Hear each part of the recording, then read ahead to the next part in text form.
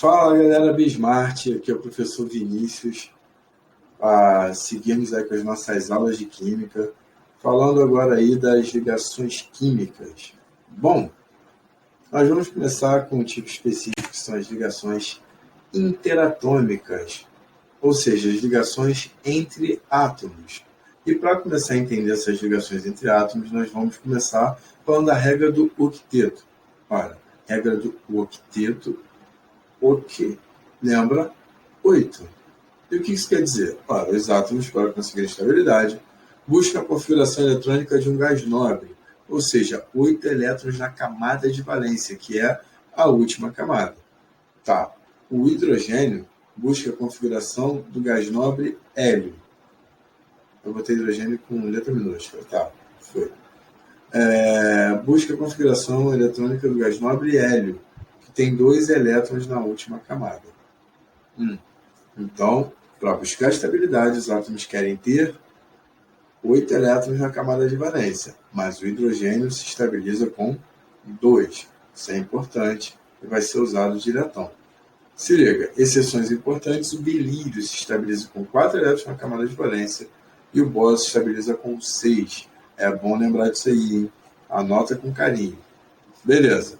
Bom, mas sem mais delongas, vamos direto ao ponto. Só tem uma coisinha que eu gostaria de dizer. Normalmente, a gente faz o quê? Dá uma explanada na teoria e bota o exemplo depois. Aqui eu fiz o inverso. Coloquei o exemplo primeiro e dele a gente tira a teoria. Vocês vão entender. Olha só, exemplo 1, NaCl. Então tem aí os átomos de sódio e de cloro. O que a gente faz? Como é que faz essa ligação? Como é que pensa nela? Vamos pensar da seguinte maneira. A gente precisa, primeiro, da lei da menor energia, ou seja, o que é mais fácil para o átomo. Segundo, atingir 8 elétrons na última camada. Então vamos pensar, olha o sódio. O sódio é um metal alcalino. Metal alcalino, ele é da família 1A. Se ele é da família 1A, ele tem 1 elétron na última camada. Show de bola. Professor, como assim? Sim, os elementos representativos, eles têm um número de elétrons na última camada igual ao número da família. Então, quem é da família 2A tem 2 elétrons na última camada. Quem é da 3A tem 3 elétrons na última camada. Quem é da 7A tem 7 elétrons na última camada. Tranquilaço, né? Beleza. Então, o sódio da 1A tem 1 elétron na última camada. Se ele tem 1 elétron na última camada, o que é mais fácil para eles chegar a 8 elétrons na última camada? Perder esse 1 e ficar com os 8 do anterior, ou ganhar 7? Mais fácil perder 1, né? Então o cloro está querendo, o sódio, perdão. O sódio está querendo perder 1 elétron, está querendo dar 1 elétron. Show de bola. O cloro, por sua vez, ele é um halogênio, é da família 7A. Se ele é da família 7A, ele tem 7 elétrons na última camada. E agora pensa, tem 7 elétrons na última camada. Para chegar a 8, é mais fácil ele ganhar 1 ou perder 7? Obviamente, ganhar 1. Beleza. Se ele quer ganhar 1 elétron, estamos resolvidos com a situação. Como assim estamos resolvidos? Ora, se o sódio quer dar 1 elétron, o cloro quer ganhar 1 elétron, o sódio vai lá e dá o elétron dele para o cloro, felizão. Beleza. O sódio deu o que queria, o cloro ganhou o que queria. Só que quando isso acontece, o sódio deu o quê? Elétron. E elétron é carga negativa. Então, se ele deu a carga negativa, ele fica sobrando uma o quê? Positiva. Por isso esse maisinho em cima dele. E o cloro, por sua vez, ele ganhou uma carga negativa. Se ele ganhou um elétron que é negativo, ele fica com a carguinha lá, ó, negativa em cima dele. Então formamos um íon positivo no sódio, que a gente chama de cátion. E formamos um íon negativo no cloro, que a gente chama de ânion. Ora, e todo mundo sabe que os opostos se atraem. Então, assim que eu tenho um íon positivo com um íon negativo, eles se atraem. Essa ligação é bem forte por diferenças de carga. Beleza, essa ligação é forte, esses íons se atraíram. E se você é um cientista e descobre uma ligação que foi feita por íons se atraindo, é bem intuitivo chamar essa ligação de iônica. Os compostos iônicos normalmente formam cristais. Por isso que eu coloquei o exemplinho, ó, cristal de cloreto de sódio. Beleza? Vamos às características. Características para as ligações iônicas. Número 1. Ora, se tem que ser um cara dando elétron e o outro recebendo, para ter o quê? Transferência de elétrons. E aí o que acontecer? Ficar um negativo e outro positivo. Eu espero que consiga terminar de gravar, porque está com raio trovoado. Mas vamos lá. Um negativo e o outro positivo, houve transferência de elétrons. E aí tem que ser, obviamente, um cara que quer dar elétrons e outro que quer receber elétrons. Normalmente quem quer dar elétrons são metais, quem quer receber são os ametais. Então, ligações formadas por metais com ametais. Metais querem dar, ametais querem ganhar elétrons. Ou metais com hidrogênio. Professor, o hidrogênio faz parte de qual? De nenhuma dessas classificações. Ele é um caso à parte. Por isso, inclusive, lá na tabela periódica, o hidrogênio é o único elemento que não tem família. Na época do Orkut, tinha a maior comunidade, eu tenho pena de hidrogênio, a maior não, uma comunidade bem grande aí em relação a química, física, ciências em geral, eu tenho pena de hidrogênio porque ele não tem família. Aí tinha hidrogênio chorando, o povo consolado, etc. E dali surgiu uma cantada bem maneira. Você vira pra mim na Fala Gato, me chama de hidrogênio, me dá uma família. Pô, aí, olha aí. Vamos lá. Ou então a mina fala pro cara, né? Alguma coisa. Mas enfim. Então o hidrogênio é um caso à parte. Mas espera aí. O metal quer dar e o hidrogênio quer ganhar elétron? Como você sabe disso? Ora, o hidrogênio ele tem um elétron na última camada, mas não só na última camada. Ele tem um elétron no total mesmo. Ele tem um elétron, só um. Então, se ele der o único elétron que ele tem, ele deixa de ser um átomo, ele vira um próton. Ele literalmente vira um próton, se ele der o único elétron que ele tem. Então, ele não quer dar o elétron de jeito nenhum.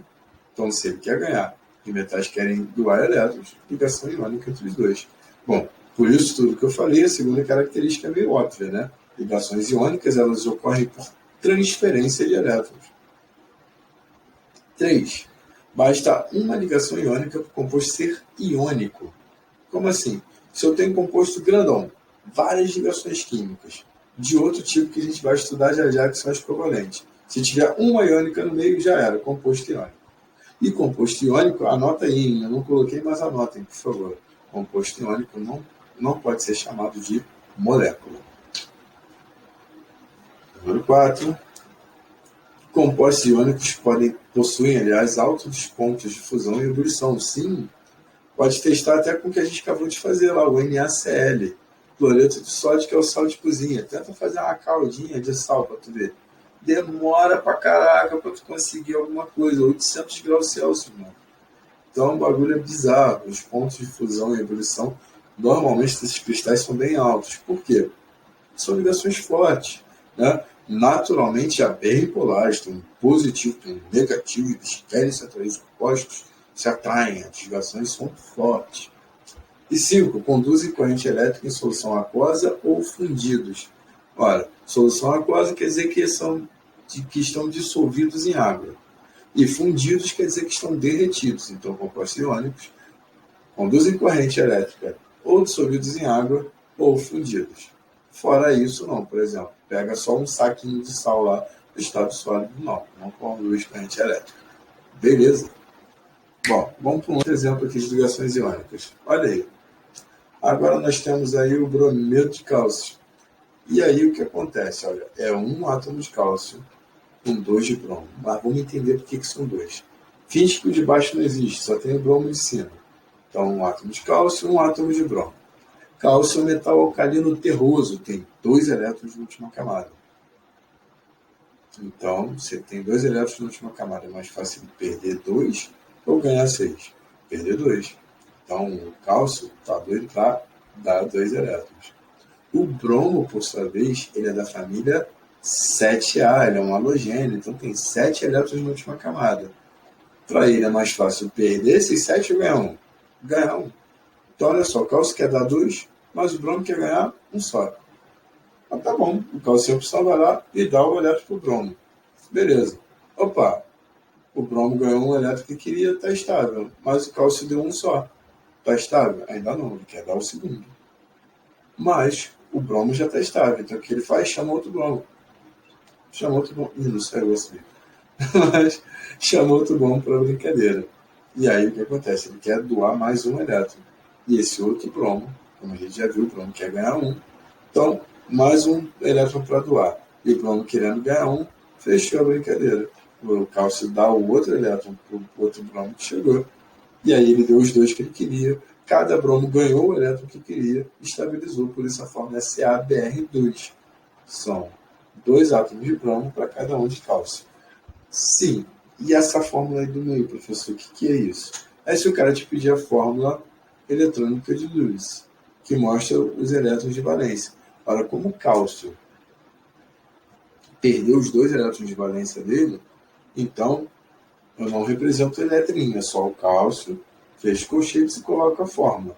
Cada cálcio perdeu 2, o único cálcio ali, no caso, perdeu 2 elétrons. Então foram 2 cargas negativas embora, quer dizer que ele fica com 2 positivas, sobrando. Então, mais 2 está lá representado. O bromo, cada bromo ganhou um elétron, que inclusive está lá, ó, mostrando o xizinho daquele elétron que veio do cálcio. E aí eu fecho meu colchete lá em cima, menos 1, que é a carga que cada bromo tem, porque cada bromo ganhou um elétron. Só que na verdade foram 2 bromos, por isso aquele 2 lá embaixo. Isso se chama fórmula. Eita! Foi mal, raio. Se chama fórmula eletrônica de Lewis. Caraca, vou ter que desligar meu computador, meu Deus, espero que não queime até eu terminar.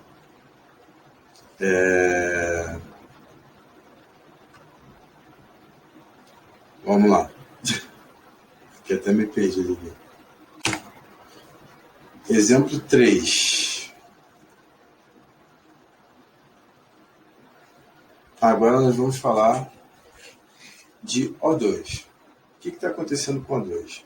Ora, o oxigênio, ele é um ametal calcogênio, ou seja, ele é da família 6A. Ele tem 6 elétrons na última camada. Se ele tem 6 elétrons na última camada, o que acontece? É mais fácil ele ganhar 2 do que perder 6. Então ele quer ganhar 2 elétrons. Só que os 2 são oxigênios, os 2 querem ganhar. Ninguém quer dar. Se ninguém quer dar, a única saída para que eles façam alguma coisa aí é um compartilhamento. Ao invés de transferência, eles vão compartilhar um par de elétrons. Então olha para o oxigênio da esquerda. Tem 1, 2, 3, 4, 5, 6. 6 eletrinhos que a gente foi representando pela bolinha hoje. E o da direita tem 6 também, que foi representado pelo xizinho. Se ninguém vai transferir elétron, ó, pega o primeiro retângulozinho que está ali, está envolvendo. Um roxinho e um vermelhinho. Uma bolinha e um xizinho. Um elétron de cada. Se você for considerar, ó, só o da esquerda. 1, 2, 3. Aí 4, já contando aqui, 5, 6, 7. Ainda não dá. Compartilhando um só, um par de elétrons só, não dá. Então precisa compartilhar 2, por isso tem aquele outro retângulo ali embaixo. E aí, se você for considerar os elétrons que foram compartilhados, você vê aí, ó, 1, 2, 3, 4, 5, 6, 7, 8. Aí sim, cada um vai ter 8 elétrons. Vai bater certinho com a regra do octeto. Então aí, nós, por compartilhamento de elétrons, fazendo uma covalência, nós vamos ter a estabilidade do átomo de oxigênio. Só que com detalhe, cada ligação covalente, eu disse cada ligação covalente, é representada por um tracinho. E como nós precisamos de 2 ligações, então representamos por 2 tracinhos na forma estrutural plana. Percebam que aqui, como ninguém doou elétron, na fórmula de Lewis eu não preciso botar aqueles colchetes e a carga lá em cima. Não tem carga, porque a ligação não é iônica. Então, eu só represento os elétrons e os compartilhamentos, mais nada. E aí a forma estrutural plana, para cada ligação covalente, eu vou colocar um tracinho. Como a gente precisou fazer 2, então 2 tracinhos, forma estrutural plana. Então, já falamos que é covalente, vamos ver as características. Primeiro, olha, lá na metálica, todo mundo queria dar. Aqui ninguém quer dar. Então, normalmente quem não quer dar é metal. Então, são formados por ametais com ametais. E o hidrogênio também a gente viu que não quer dar jeito nenhum. Então, quem não vai querer dar para fazer essas ligações? Junto com ametais, é o hidrogênio. Então, ametal com hidrogênio também dá ligação covalente. Só um detalhe, por que eu botei geralmente? Vão ter casos de metais com ametais que a ligação não vai ser iônica, vai ser covalente. Mas não é papo para agora não, é para outra aula que eu vou falar de caráter iônico. 2. Ocorrem, já vimos lá a diferença, né, já falei, não por transferência, mas aqui por compartilhamento de elétrons. 3. Todas as ligações precisam ser covalentes para um composto ser covalente. Ou seja, lembra que eu falei, se tiver um monte de ligação covalente e uma iônica, é composto iônico.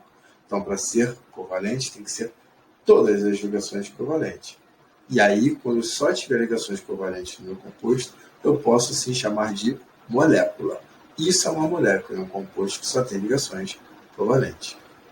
4. Pontos de fusão e ebulição são menores que as demais ligações interatômicas. Então, se você comparar com compostos iônicos, os pontos de fusão e ebulição são menores nos covalentes. E até com os metais, que a gente vai ver depois também, covalentes são menores. Mas dentro dos covalentes tem uma variação incrível. Tem desde os gases lá, que são completamente livres, até compostos sólidos e líquidos. Isso vai depender do tipo de ligação entre as moléculas. Mas isso é uma outra aula. E 5, para conduzir corrente elétrica, somente ácidos em solução aquosa. Ou seja, ácidos são os únicos compostos covalentes que conduzem corrente elétricas. Mesmo assim, só em solução aquosa. Todos os demais, esquece, não conduzem. Mais um exemplo aí, ó. Nitrogênio, família 5A, então 5 elétrons na última camada. 5 para um, 5 para outro. Opa, para chegar ao octeto é mais fácil ganhar 3 do que perder 5. Então, se os dois querem ganhar, vão compartilhar elétrons até chegar à estabilidade. Como eles têm 5, para chegar à estabilidade faltam 3. Então, vamos fazer 3 compartilhamentos. E por isso, nós vamos ter a representação com 3 tracinhos. Exemplo 5, H2O. Olha, se você for ver mesmo, na moral, depois a gente vai aprender geometria molecular e polaridade das ligações, vocês vão ver que, na verdade, a água não se desenha assim, não. Beleza? H2O não se desenha dessa maneira. Não é linear. E o NF3 também não. Né? Não é do jeito planar que está aí, mas, por enquanto, deixa quieto. Finge que é assim. Vamos lá. H2O. O que vai acontecer? Eu tenho... Vamos pegar primeiro só um oxigênio com hidrogênio. Ponto. O hidrogênio tem um elétron na última camada. Ou melhor, um no total. Então, mas lembra, se estabiliza com 2. Ele quer imitar o gás nobre hélio. Então ele quer ganhar um elétron para ficar com 2 na última camada. O oxigênio é da família 6A. Tem 6 na última camada. Mais fácil ganhar 2 do que perder 6. Então ele quer ganhar 2. O hidrogênio quer ganhar um só. Então tem um compartilhamento de elétrons ali na esquerda. O hidrogênio com o oxigênio. Compartilhando um só, o hidrogênio está com 2. Está estável? Tá. Mas o oxigênio, que precisa ganhar 2, ganhou um só, não está satisfeito. O que ele faz? Chama outro hidrogênio. E aí, esse outro hidrogênio quer ganhar 1. O oxigênio quer ganhar mais 1, compartilha e fica estável. Por isso que a fórmula da água é H2O e representado lá. Cada ligação covalente, um tracinho. Então, tracinho para um lado, tracinho para o outro, fechadão. NF3, isso aí depois a gente vai aprender a dar um nome, classificar, tudo isso. Daqui a pouco. Daqui a pouco, mais ou menos. Vamos lá. NF3, o que acontece? Ó. Pensa primeiro só um nitrogênio com um flúor. O nitrogênio tem 5 elétrons na última camada, que é ganhar 3 para atingir a estabilidade, mas faz ganhar 3 do que perder 5. O flúor é um halogênio, tem 7, mais fácil ganhar 1 do que perder 7. Então o flúor quer ganhar 1, o nitrogênio quer ganhar 3. Compartilha. Opa, o flúor já ganhou o que queria, está estável. Mas o nitrogênio não, ele quer ganhar mais 2. Então, se não está, ele chama o quê? O outro flúor, aquele flúor lá de baixo. Esse outro flúor também quer ganhar o quê? Um elétron. Mas o nitrogênio quer mais 2. Compartilhou com esse flúor já está estável. O nitrogênio ainda não. Então chama mais um flúor, que é aquele flúor lá na direita. E aí sim completa o ciclo. Né? Porque o nitrogênio está precisando ganhar mais um, e cada flúor quer ganhar um, compartilhou. Então o nitrogênio agora ganhou 3 elétrons que ele queria, e cada flúor ganhou um que ele queria, atingindo a estabilidade. E se todos eles foram compartilhamentos de elétrons, as ligações são covalentes, o composto é covalente, e a gente chama de molécula. Beleza? Essas são as ligações covalentes. Exemplo 6. Caraca, professor, nem colocou o nome? Tá no próximo slide. Mas por que é maluco? Não precisa. Você já vai deduzir. Presta atenção aí no... até me perco, né? Com o maior medo de queimar no computador. Vamos lá. Preste atenção aí nos 3 tipos de cristais formados: cúbico de corpo centrado, cúbico de faces centradas e hexagonal compacto. Todos eles têm em comum o quê? É tudo de metal. Ou seja, já deu para deduzir que só tem metais, então são ligações metálicas. O primeiro aí, ó, ferro, vanádio, nióbio. Olha o nióbio aí! Então, alumínio, níquel, prata, cobre, ouro, titânio, zinco, magnésio e cádmio. Beleza. Mas e daí? O que acontece? Ora, vamos supor o primeiro lá, que é o ferro. Temos uma barra de ferro. Olha, ferro, um monte de ferro um do lado do outro. Metal quer dar, elétron. Mas se todo mundo ali quer dar, só tem átomo de metal e do mesmo metal, vai dar para quem? Para ninguém. Então o que ele faz? Deixa o elétron soltinho. Está solto. E aí esses elétrons, eles saem, eles ficam soltos, e estabilizam de volta, ficam soltos e envolvem os átomos de metal que estão ali. Quando eles envolvem esses átomos de metal, eles criam uma coisa que é chamada de mar de elétrons, que é o que mantém por um campo esses elétrons unidos. Esses átomos unidos. É uma ligação forte, tanto é que a maioria dos metais são sólidos à temperatura ambiente. Só o mercúrio que não. E a ligação metálica se resume a isso mesmo, nessa teoria chamada de mar de elétrons. Vamos ver características aqui do lado. Ó.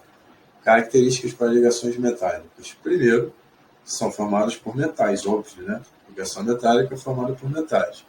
2. Não é compartilhamento, nem transferência de elétrons. A gente chama essa teoria de mar de elétrons. 3. Os pontos de fusão e ebulição são altos. Isso aí do próprio dia a dia você já consegue chegar lá.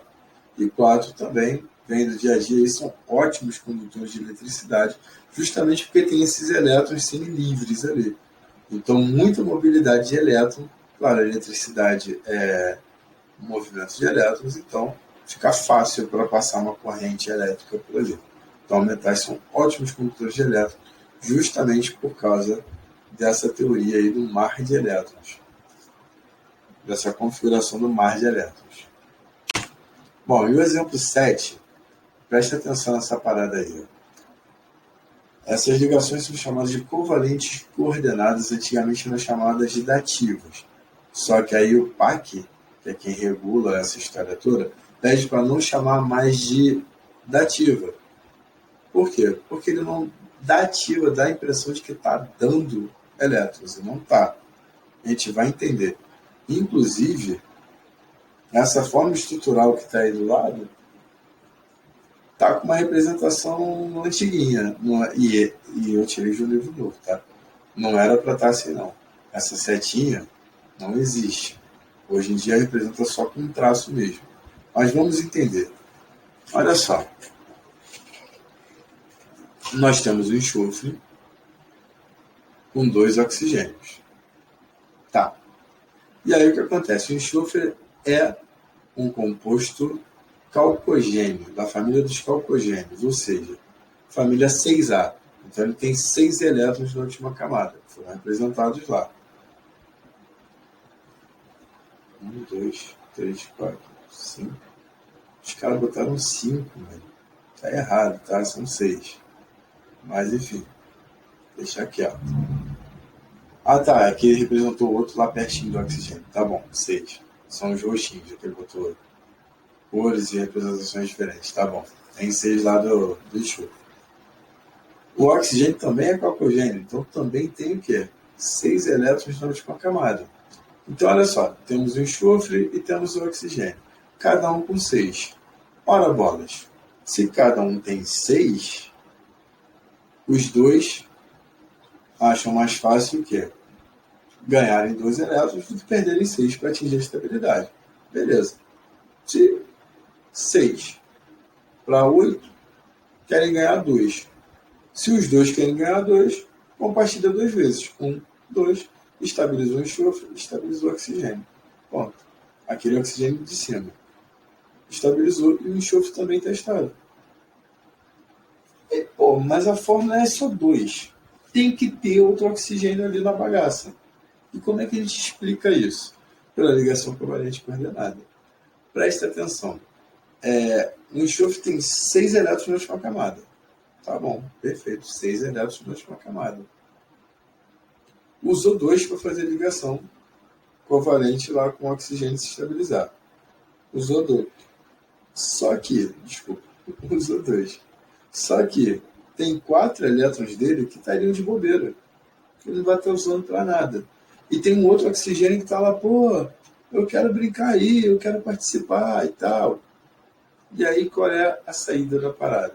O enxofre muito caridoso, muito maneiro, ele compartilha um desses pares que ele não está usando para nada com o oxigênio, para ajudar o oxigênio. Beleza? Tipo uma ajuda mesmo para o oxigênio. E aí, quando ele faz isso, só para ajudar o oxigênio, é uma ligação covalente. Só que ela é especial, a gente chama de coordenada por quê? Numa ligação covalente normal, é uma lá, nos de cima, um elétron do enxofre, um elétron do oxigênio. Um elétron do enxofre, um elétron do oxigênio. Essa é a covalente. A covalente coordenada, os 2 elétrons são do enxofre. E que ele compartilhou com o oxigênio só para ajudar mesmo. Como é que seria isso? Ó? Aqui, eu tenho uma caneta. Uma preta e vermelho, não. Deixa eu pegar uma azul. Aqui, eu tenho uma caneta azul e uma caneta preta. E aí, vamos supor que eu queira fazer um desenho e outra pessoa queira desenhar também, mas essa pessoa não tem caneta nenhuma. E aí eu falo, não, vamos desenhar, né? Mas assim, não tem caô nenhum. Eu te empresto as 2 canetas e a gente usa as 2 juntos. Beleza. Então, uso um pouquinho azul, a preta, depois a gente troca, mas as 2 canetas são minhas, tá? Só estou te emprestando porque eu sou maneirão. Isso é ligação covalente coordenada. Agora, vamos supor que eu e mais uma pessoa vamos desenhar. Só que eu tenho a preta e ele tem a azul. Só que eu quero usar a azul um pouco, ele quer usar a preta e a gente fica compartilhando as canetas. Só que a preta é minha, a azul é dele. Mas a gente compartilha. Covalente normal. Por quê? A gente está compartilhando as canetas, mas uma é minha, a outra é dele. Então, covalente. Agora, se a gente for compartilhar as canetas, mas as 2 são minhas, covalentes coordenadas. Pronto. É a mesma história dos elétrons. Tá aí, ligação covalente coordenada. Por fim, fazendo uma questãozinha aí. Questão de número 4, da Cefet de Minas, que é lá na página 48. Diz assim, ó. O composto resultante da combinação de metal alcalino terroso X e um halogênio Y tem fórmula e ligação química respectivamente iguais a... Vamos lá. Iguais a... Então, se liga aí. O composto resultante da... Desculpa, gente, eu estou ficando meio zoado aqui porque eu estou muito preocupado com esses raios que estão dando lá, estou com medo de queimar meu computador. Ainda tenho que finalizar a aula. Eu prometo que depois eu faço algo mais completo, com mais exercícios e tal. Ainda tenho que mandar essas aulas sem que queime meu computador. Mas vamos lá. Não tem jeito, né? Vou arriscar por enquanto. Voltando.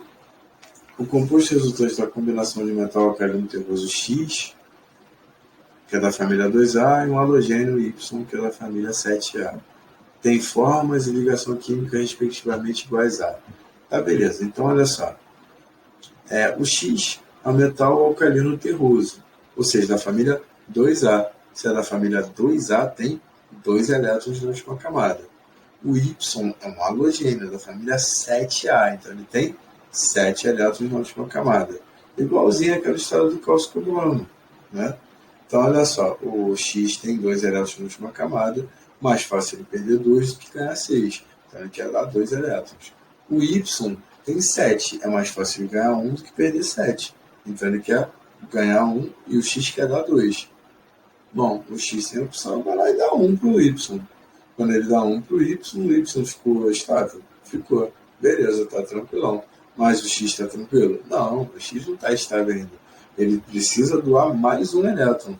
Só que o Y já está satisfeito com a saída do X, chama outro Y para brincadeira. E ele vai lá e doa um elétron para esse outro Y, que estava querendo ganhar 1, e o X doa o outro elétron que ele estava querendo doar mesmo. Pronto, completa a parada. Agora o X doa 2 elétrons, que era o que ele queria, e cada Y ganhou 1, que era o que eles queriam. Então, para fazer isso, para atingir estabilidade, precisa de um átomo de X e 2 de Y. Então fica X, Y2. Como é que eu sei que é X, Y2 e não Y2X? Por um motivo bem simples. O X foi quem doou os elétrons. Se ele doou o negativo, ele fica positivo. E aí na fórmula o positivo vem na frente e o negativo depois. Por isso o X vem primeiro e o Y vem depois. Então X, Y2. E se houver transferência de elétrons, essas ligações são iônicas. Então, XY2, ligação iônica, gabarito letra B. Bom, por enquanto é isso. Espero que tenha entendido direitinho. Qualquer dúvida a gente vai se falar na live. Façam os exercícios todos aí que vocês conseguirem nesse capítulo. Estão habilitados para isso. Qualquer dúvida, a gente vê direitinho lá na live. Valeu, fui!